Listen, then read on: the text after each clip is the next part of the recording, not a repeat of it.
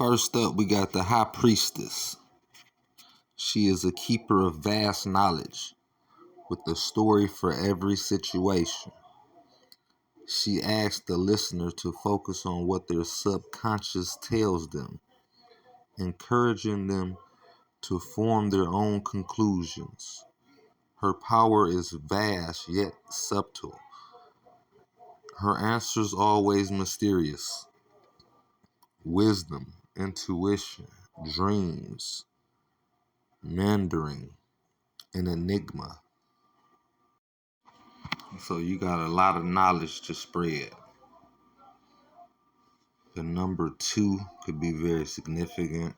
You can be born on the 2nd, born in the 2nd month.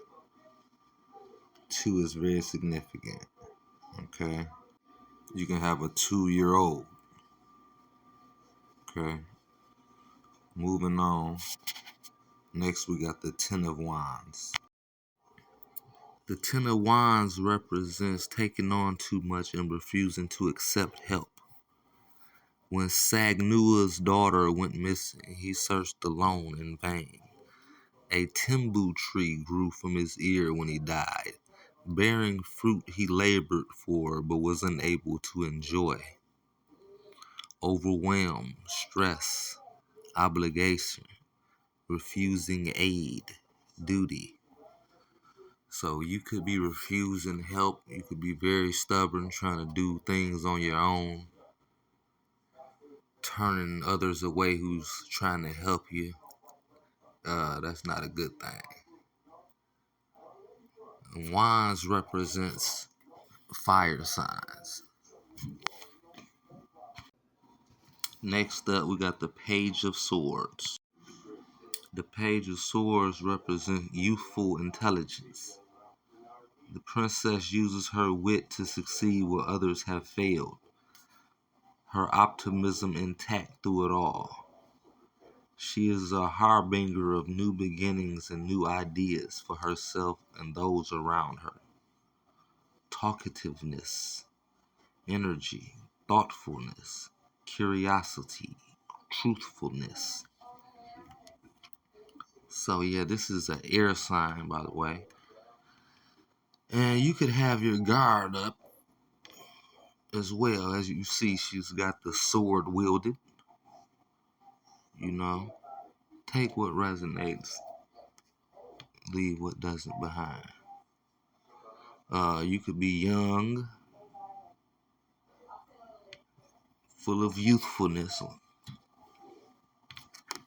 Yeah, take what resonates and leave what doesn't behind. Next, we got Two of Swords. More air sign energy. The Two of Swords represents being stuck between hard choices. Sita's decision is not easy and cannot be made blindly. It calls for self-reflection. Things can only remain balanced for so long before a move must be made. Facing fears, a stalemate, denial, opposition, a precarious position. So yeah, you stuck. You got a dilemma. You got to make a serious choice. Take what resonates. Always leave what doesn't behind. Next up in the Believe in Your Own Magic deck, we got Castle. It's time for healing, not war. Don't burn something down to the ground unless you have a plan to build something better in its place. But it's too late for that, isn't it? You got angry, you pointed fingers, you called for war, and war was exactly what you got. Now that it's time for healing and reparations, what's your plan? You need to take the same initiative and determination you had when this started and figure it out. Never neglect your intuition. So this can be significant for somebody. You could have just went through something like this. You can be 30 years of age. You could have a 3-year-old. You can be born on the 3rd of a month. You can be born on the 30th of a month. But 30 and 3 could be very significant, okay? Moving on to shark. Swim away from this situation. Think of this as the Lover's card in reverse from the traditional tarot deck. You've been hanging around a bloodthirsty shark, and they've hurt you before. This could refer to a lover, or it could refer to another loved one, such as a friend or a family member. But put it simply, you deserve better treatment, and you're never going to find it with them. Leave now. Situations like this often grow dire, that you no longer feel safe swimming away. So you need to get away from this person, whoever it is. Like they say, they hurt you before. So you could know exactly who this is.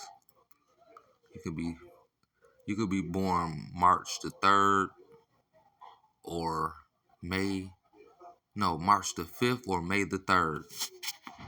Could be 35 years of age. The number 53 could be significant. Take what resonates, leave what doesn't behind.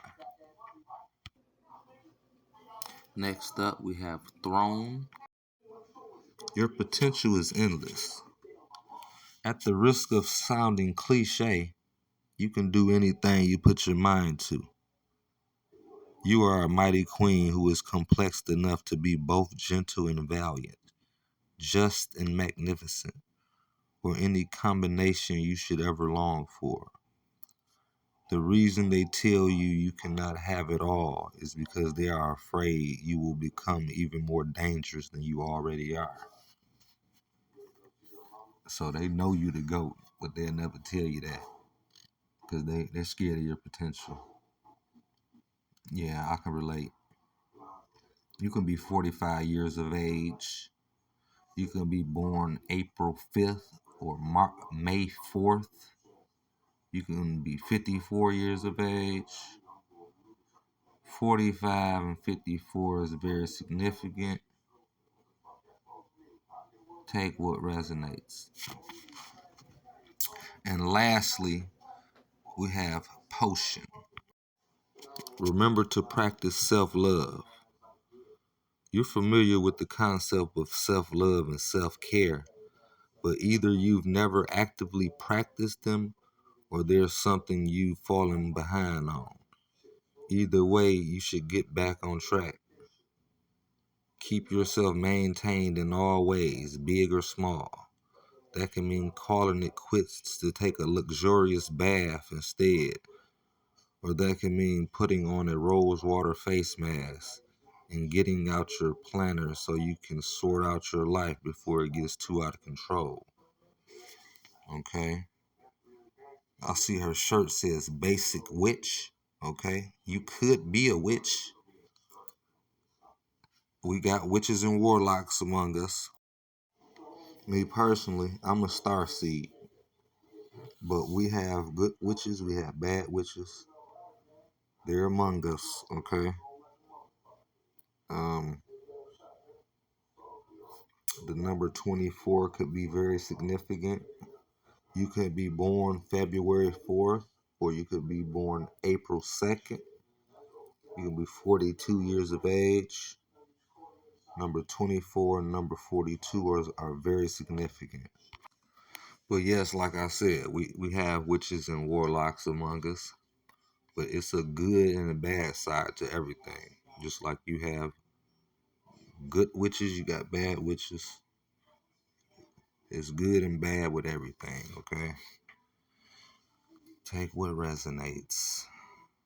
Always leave what doesn't behind. Okay, the bottom row adds up to 134, which is very significant. It's the angel number. I want you to look that up yourself.